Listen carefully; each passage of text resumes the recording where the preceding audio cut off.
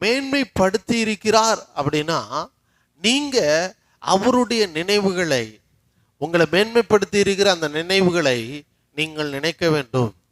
உங்களை மேன்மைப்படுத்தி இருக்கிற வழிகளை, அதற்காக ஏற்படுத்தின வழிகள், சிலுவையிலே இயேசு கிறிஸ்து மூலம் ஏற்படுத்தின அந்த வழிகளை நீங்கள் சிந்திக்க வேண்டும் என்றால் தேவனிடத்திலே வர வேண்டும். தேவன் சொல்லுகிற அந்த வழிகளை கேட்க வேண்டும்.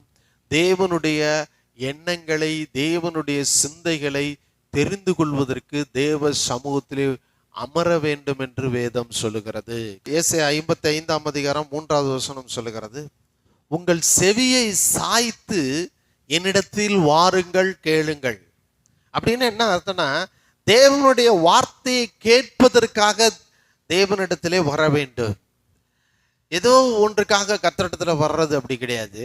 அவர் என்ன சொல்றாரு, அவர் என்ன நினைத்திருக்கிறாரோ அதை உங்களிடத்தில் சொல்ல வருவார் என்பதையும், அவர் உங்களுக்காக வைத்திருக்கிற வழிகளை உங்களுக்கு வெளிக்கொண்டு வரும்படி உங்களை சந்திப்பதற்காக காத்திருக்கிறார் என்பதையும் நினைத்து நீங்கள் அவரிடத்திலே வந்து அவர் வார்த்தையை கேட்க வேண்டும் என்று வேதம் சொல்லுகிறது.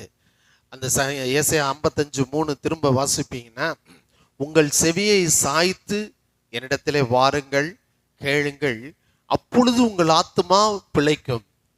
தாவீதுக்கு அருளின நிச்சயமான கிருபைகளை உங்களுக்கு நித்திய உடன்படிக்கையாக என்ன செய்வேன், ஏற்படுத்துவேங்கிறாரு.